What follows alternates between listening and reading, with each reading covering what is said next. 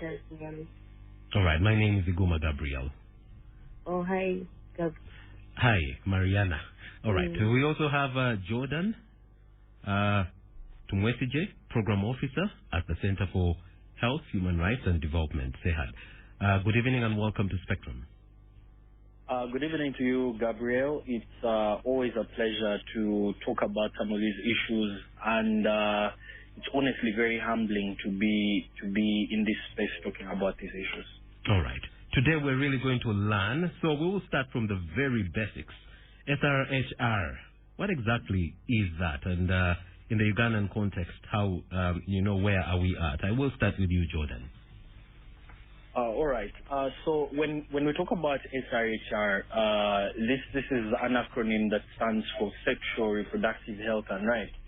And within our context, the country context, there are a number of demographics or indicators that seem to point to a rough picture of what we have attained as a country thus far.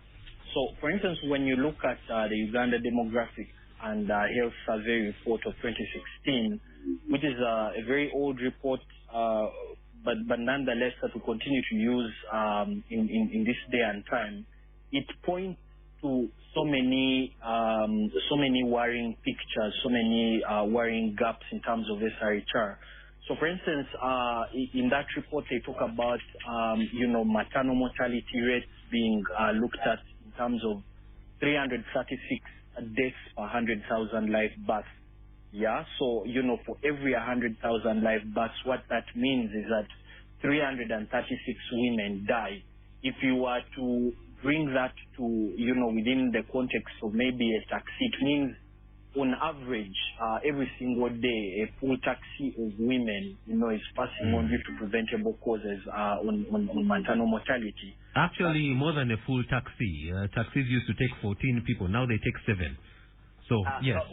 Well, that's within, Gabriel, that's within the context of, before COVID, when, taxis would take 16 people. There's that extra person on the Kameme, and then there's like the 4 people at the back. So bringing it to about 16 women dying every single day. Now, bringing the point closer to home in terms of young people, the report continues to talk about the fact that 25%, and this is really staggering, of adolescents aged between 15 and 19 years of age have already begun childbearing. So it means a quarter in every adolescent, aged between 15 and 19, a quarter of those is, has already started the process of childbearing. And, even further to note, at around the time when this report was compiled, about 19% of, the people aged between 15 and 19 had actually already given birth at that particular point. And, if you were to still further go ahead and look at other indicators in terms of, the proportion of teenagers who have, already started childbearing, the point seems to be that for children who, had a higher level of education, they were more likely not to enter childbearing as opposed to those who have definitely, have no level of education at all. So which then, brings in your point that you've already talked about, the aspect of, now COVID-19 entering into the foray, and of course, these indicators definitely being worse than that. Excellent. All right. Let me bring your colleague in on, how COVID-19 has affected those indicators. And you've already said it's gotten worse. Let's hear from Mariana on, how COVID-19 has affected our numbers in relation to SRHR. Basically, as Jordan has mentioned, of course, when the pandemic came in, we have had a very high rise in teenage pregnancies. I was reading recently where they say 8 out of 10 citizens say teenage pregnancies have become a bigger problem during the pandemic. This shows that clearly children were safer in schools, and something was being hidden as children are in school. because given the fact that if you do underground research, it shows that most of these girls are being impregnated by the people they stay with, who are masquerading as guardians or parents.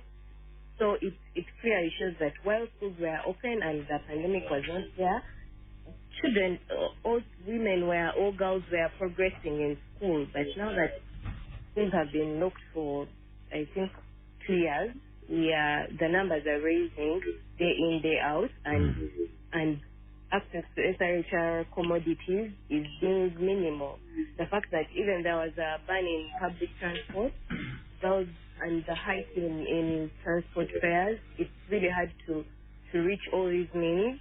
Girls are still scared to go and access, girls or young people are still scared to go and access the basic sexual reproductive health services because they know that health centers are now used as centers of people who are COVID-19 positive. Right. Well, you just remind me, today I attended a meeting where they said something that has been on the rise during this period of COVID-19 has been incest. And a lot of course, a lot of this incest is with young people. And, just like you said, their guardians are the ones preying on them, which is very, very unfortunate. But, Jordan, I'd like to come back to you on, your colleague has mentioned a lot of this info, children were safer in school. But is it school where they used to access these, SRHR services? Thank you, Gabriel. I think, it's really a paradox. It's a conundrum, really, because, wherever they go, it seems that young people, do not really, access some of these commodities and whatnot. And for people to say that, people are, young people are safer in school, is to look at it from one side of the coin. Because, for instance, I'll say this from a personal, experience. Back in school, when you were found, for instance, with a condom, that was an offense. That was an offense that would send you home, for 2 weeks and whatnot. But hey, this is an SRHR commodity. Just because it possess a condom, it does not really translate into the fact that, I am probably having sex or anything like that. It's just, for those emergency situations that I may actually find myself in.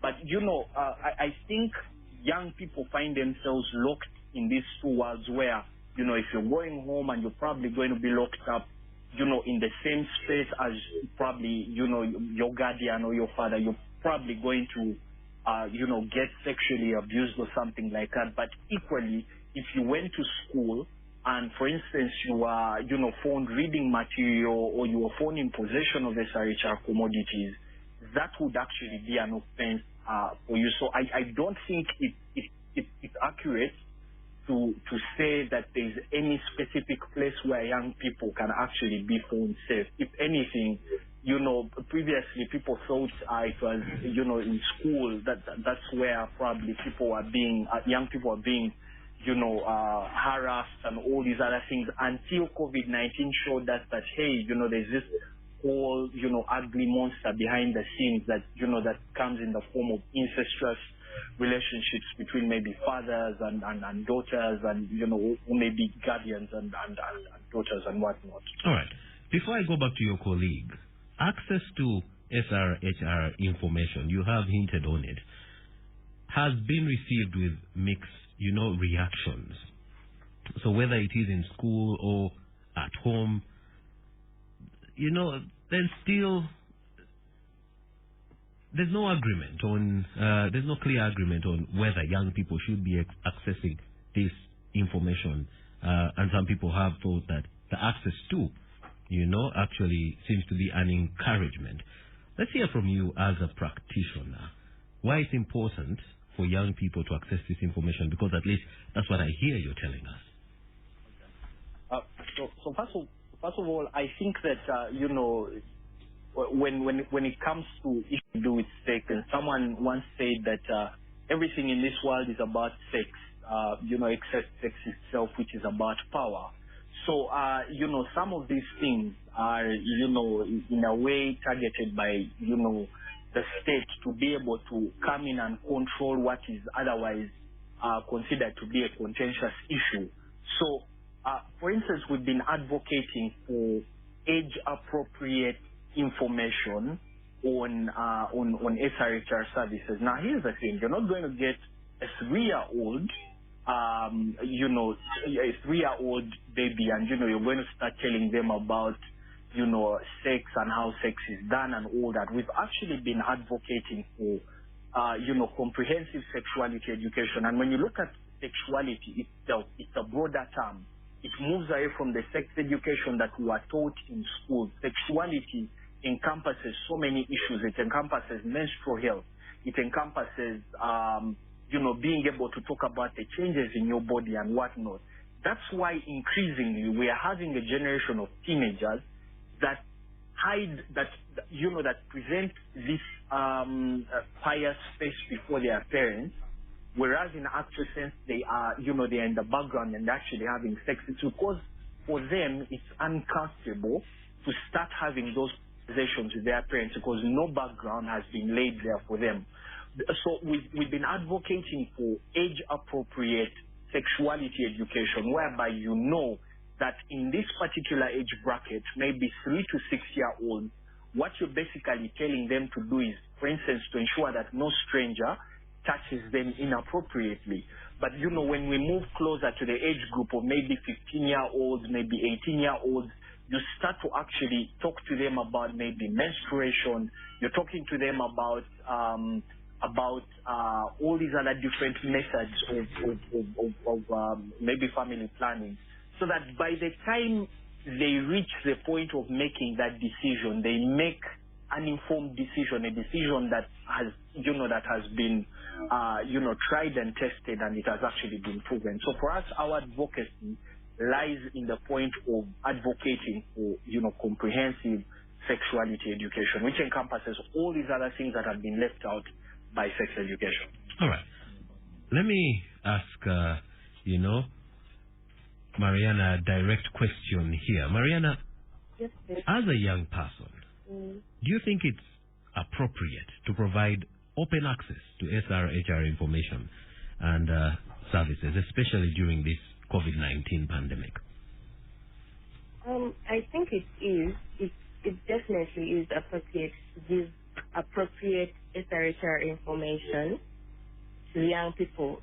It's much needed, given that we are facing this most of the pandemic, where we know young people are sexually active. Their guardians or their parents might find it difficult to accept that. Yeah, that's what I was just going to say. I'm not sure if the parents will accept that because, they believe the homes are safe and their children are at least protected from this. There are different settings in which young people live in. So let's look at a setting of a slum where homes are not necessarily in gates, but the homes are scattered and we are all in one environment. Of course, there are young people, there are old people, and people get sexually attracted to each other. So it's quite relevant that young people are provided with sexually reproductive health information. Aside from them being sexually active, I earlier mentioned that young people are still living with people that are displaying as guardians.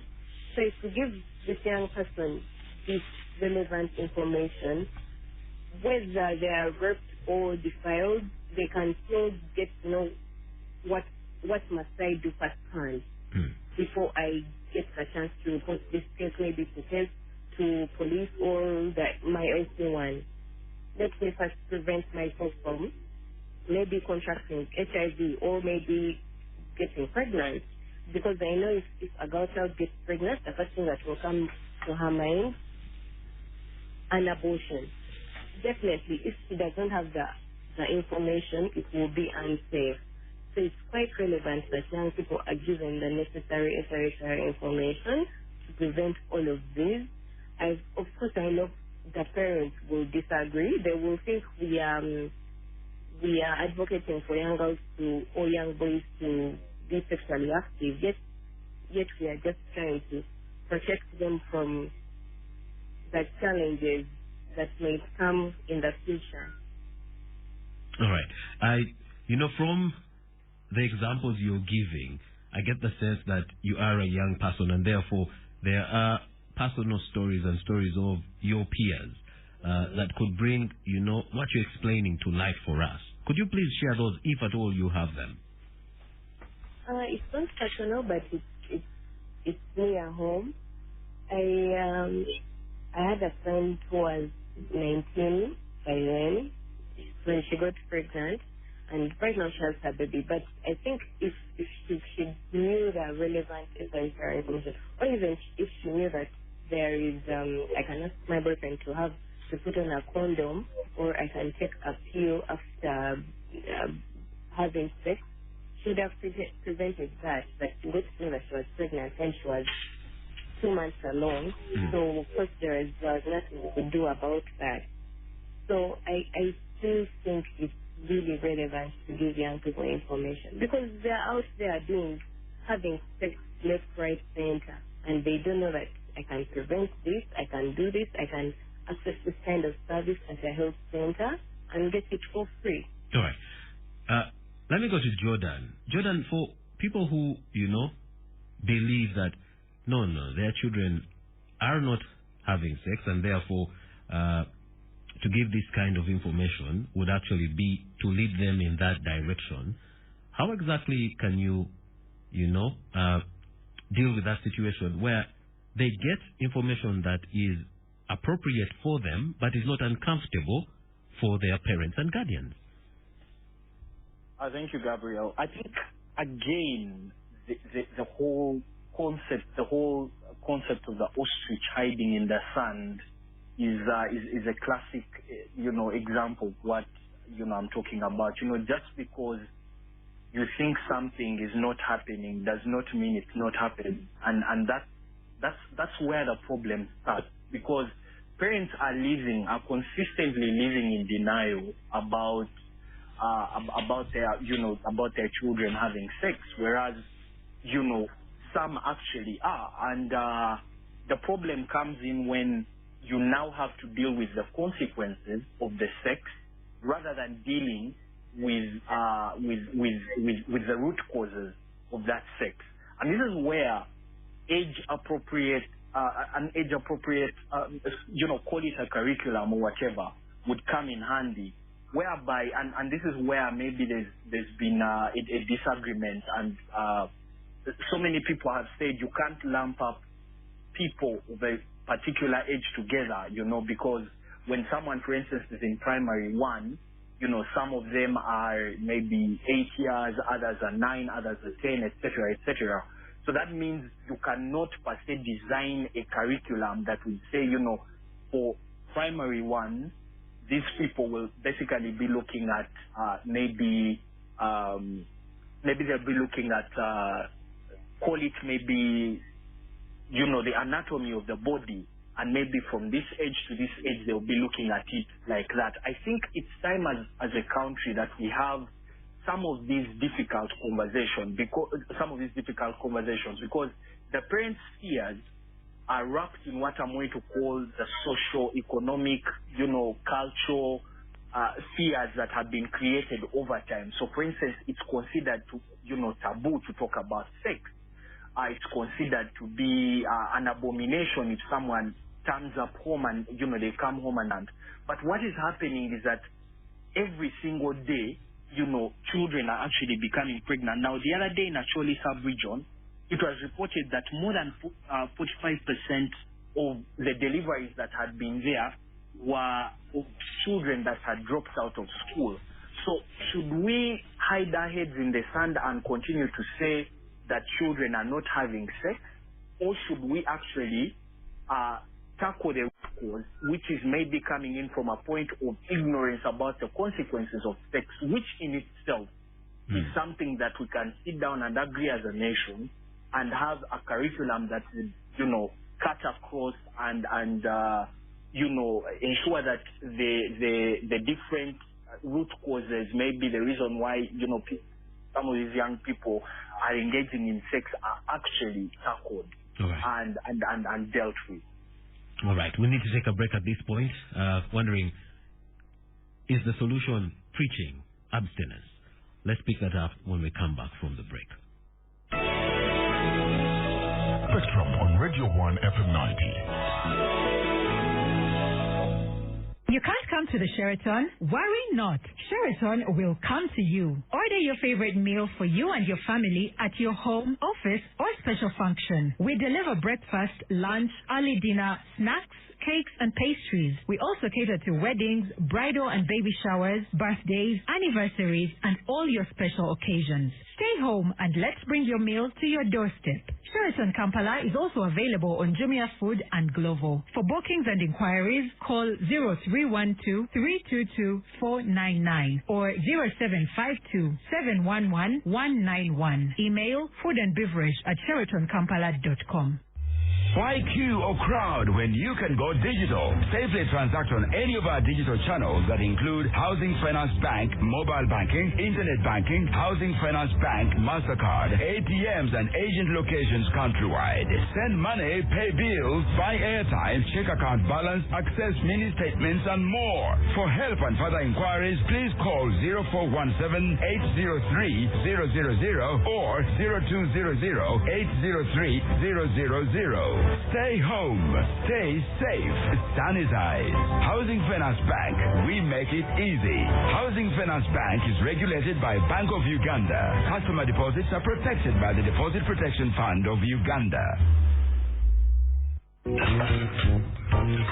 had it said time and time again that shale gas offers the safest cooking solution. But what really makes it safe? Is it our tested and proven cylinder design that ensure there is zero gas leakage? Is it the extra protection from fakes that our unique tamper-proof seal or QR codes provide to the customer? Or is it the rigorous safety checks and handling standards that each shale gas cylinder goes through from our depot to your home? The answer is all the above. Shale gas helps ensure your family enjoys a safe, clean, and fun cooking experience always. Switch to the safe cooking solution and choose from our 6-kilogram capotable, 12-kilogram metal, 12-kilogram light, or 45-kilogram cylinder options available at any Shell station or authorized Shell gas distributor near you today. Shell gas, safe for you and your family. Shell, go well.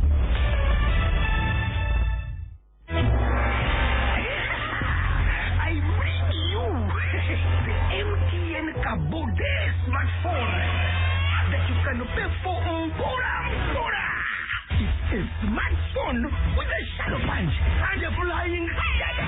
With every other phone on the market. It comes with a flying kick versus internet. Dial *165 *5 hash to know if you qualify. Then rush to the MTN service center today and get the what? The Kabode smartphone.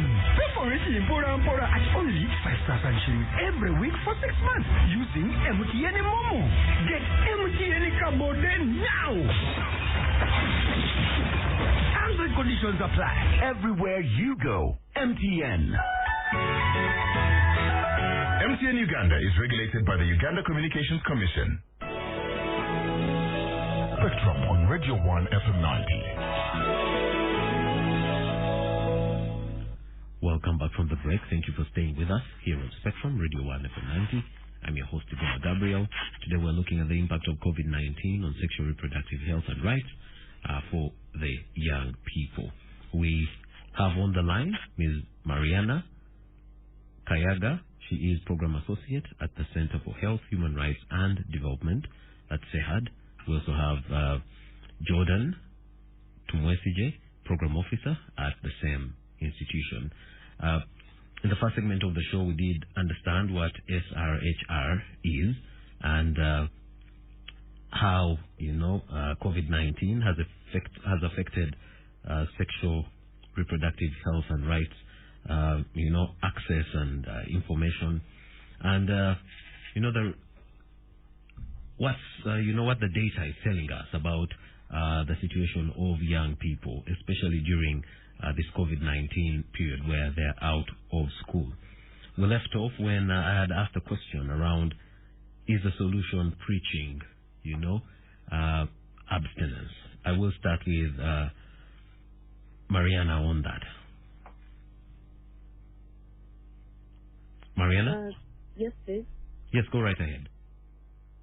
Thank you, Gabriel. I think it's on the age group we are reaching out, because initially in the previous on the show you mentioned that, Jordan mentioned that we should give out age appropriate information. So of course we shall have to encourage young girls of 3 to 10 or all age groups to abstain, but also if we can still find the abstinence, but of course if we're talking about young people of the 16 to 25, we know that they are exposed, but we have to give them this information. We cannot control their actions. Right. We cannot control where they go to or how they live their lives. The most we can do is give them the information and guide them where they can have access to sexual reproductive health services to end what comes after having sex. All right. Jordan, who is responsible for providing this information and these services to young people? Right. First of all, I'll first add my voice to what Mariana just said, just talked about.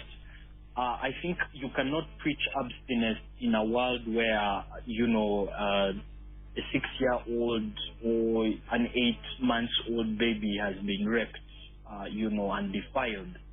So in that particular case, those children, those young people need a place where they can actually access services that would avert whatever crisis would arise out of those actions. So I do not think preaching abstinence per se, it is maybe meant to achieve a moral end in itself, but it cannot be a means in itself that could deal away with the problem that we have at hand. But to go back to your question of answering who is responsible for providing these SRHR services to people, I think primarily the responsibility lies with the state. Legally speaking, both when you look at the international frameworks, when you look at the regional frameworks, when you look at the national framework, they all speak to, and these are legal frameworks that I'm talking about, they all speak to the role of the state in providing sexual and reproductive health services to the citizens of the country. For instance, there is something called General Comment number 22 of 2016, which looks at the state's role in providing sexual and reproductive health rights services to young people. So primarily, the state has an obligation to actually ensure that sexual and reproductive health services are provided to young people. But also, we cannot run away from the role that has to be played by other players. In this particular case, we're talking about people like parents, for instance. I think that even parents themselves have a very important role to play in this, and that's why it would be very important if the different, not just leaving the responsibility to the state, but also sitting down and recognizing that charity begins at home, for instance, and that it's actually your role to come out and break past these social, cultural norms and try as much as possible to reach out to your child and educate them on information that is appropriate to them, I must reiterate. But also we have other players that are very crucial in this, and this is where, cultural leaders, religious leaders come in handy. You remember when the country was trying to vaccinate people. I'm not talking about the COVID-19, but back then, when these people were trying to vaccinate against the killer diseases and whatnot, and the Kabaka of Uganda showed up and vaccinated a child. And when they vaccinated the child, the next day, parents took their children in droves to make sure that they were getting vaccinated. And just like that, all these conspiracy theories about the vaccination were actually undone. So in the very same vein, we need to join hands together. We need to have religious leaders, cultural leaders coming on board to ensure that this information is being spread. And in particular, Gabriel, I like the Archbishop of the Church of Uganda, the Right Reverend, the Most Right Reverend Stephen Kazimba Mugalu, and the approach that he usually takes. One day he's speaking against domestic violence. The next day he's talking about family planning and contraception. I think if we consistently take on that road, we will definitely, if everyone plays their role will definitely reach a point where some of these indicators that we had initially talked about have significantly reduced. All right. Let me just share our WhatsApp number, 0703-090-090. You can send in your question or your comment for contribution to the program. In a very short while, I'm going to share the phone lines for you to call in and have your say. Jordan, earlier on you did give us those staggering figures, very shocking figures of, underage girls that got pregnant. And I don't know, when we mention it as such, underage girls getting pregnant, aren't we, covering up a crime? Because if a girl under the age of 18 is pregnant, that's a defilement case.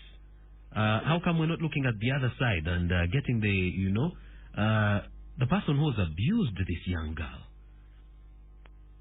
Definitely, and for my experience from the work that we've been doing at FEHAD, it's one thing that's really come out is the fact that there's a lot of conspiracies that are there's a lot of covering up, I should say, of some of these heinous crimes. Now, in some instances, when a girl, for instance, is going to be pregnant and she's tested, and indeed, they discover the fact that this child has actually been defiled, and they go ahead to take this case for prosecution, chances are high that that case will not see the light of day because there will be some negotiations between the parents.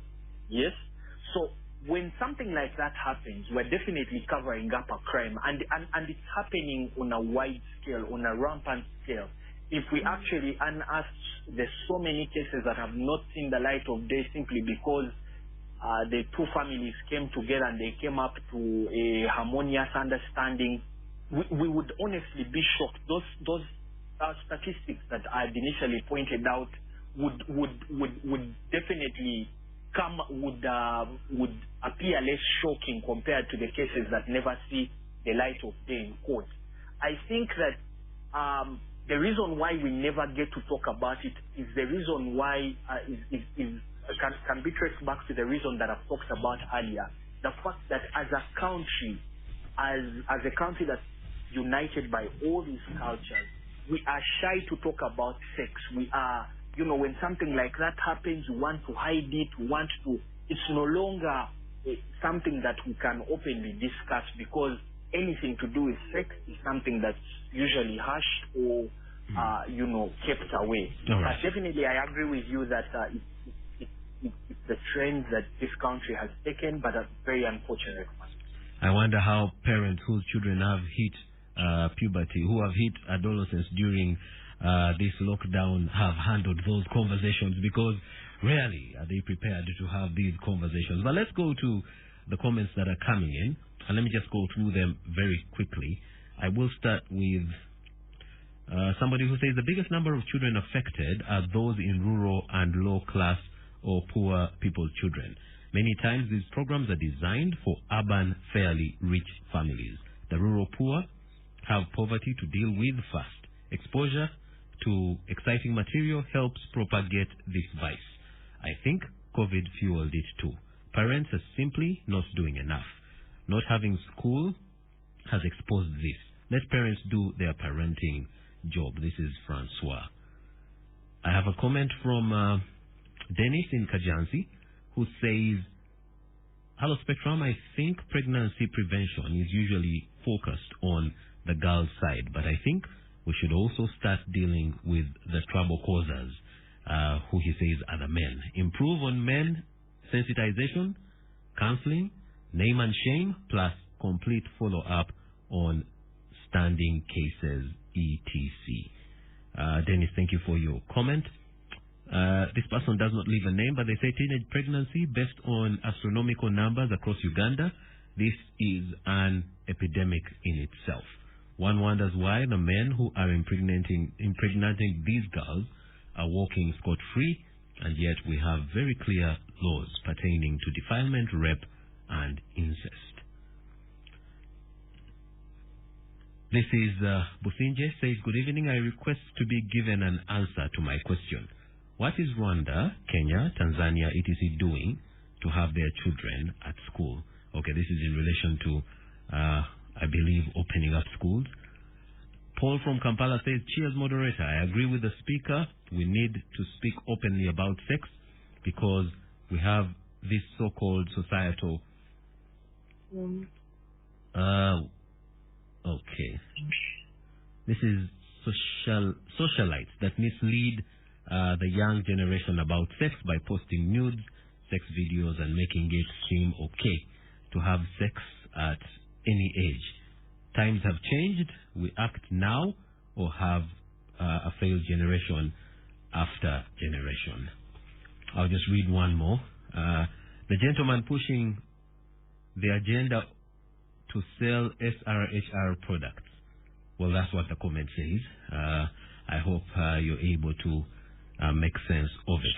All right, let's just have quick responses. I will start with Mariana and then Jordan. Then we will open the phone lines. Very quickly, please. I didn't hear a question, but someone has... yeah, you can just react to the comments very quickly. Pardon? You can react to the comments very quickly. Oh, I think the audience agrees with us advocating for access to SRHR information, given the fact that we are still in the pandemic, but also the person that said we should also educate the boy child. We are doing that, but at the end of the day, it's the girl child that is mostly affected. It's the girl child that is getting pregnant. It's the girl child that will have an unsafe abortion. So I think that's why CSOs or even the government is concentrating mostly on the girl child. All right. Jordan? Yeah, definitely. I agree with the person who talked about the fact that most of these programs are definitely designed to benefit people who come from who are urban dwellers as opposed to the rural dwellers who are much poorer than their urban compatriots. And I think I agree that for us to actually be able to realize these rights, this sexual and reproductive health and rights, it's very important for us to be able to attain true economic independence, because it's in those that you actually have the leeway to make informed decisions on the same. Right. Let's open the phone lines. 0414-346-111, 0414-348-111, and 0414-348-411. Good evening. You're live on Spectrum. Yes, good evening, Mr. Iguma Gabriel. Good evening. Thank you for this speaker. I want to concur with them here in Africa when you talk about sexual issues, the taboo, which is very bad. And on the issue of the people, the raw poor, yeah, obviously the number has to be big than the elite, the one in the urban centers, because they lack the technical know-how to address their inadequacies. So, as AM said, may I just advocate, the other time when the government was introducing the sexuality bill, there are some church people who came out against it, and today are the people who are making the same thing, that our children are being spoiled. So let us balance the both over than my country. All right. Good evening. You're live on Spectrum. Yeah, good evening. Yes, good evening. This is Kawia from Kawin Technology. My idea is that the solution lies in giving incentives to both sexes. Tell them how much they can go without doing that act of sex. And promise them that once you do it after age 18, of course these are the rape and incest exceptions.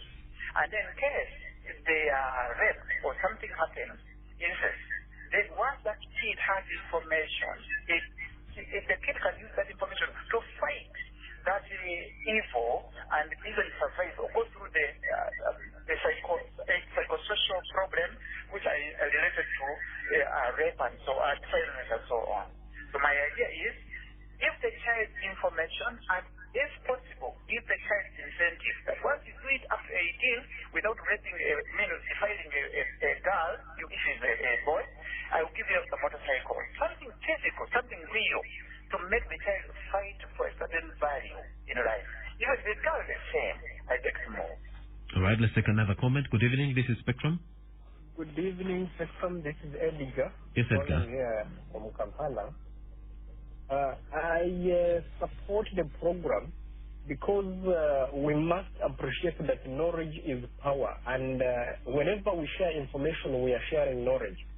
So we need to address the issue of rights and reproductive health so widely such that parents and even the affected children are in the know.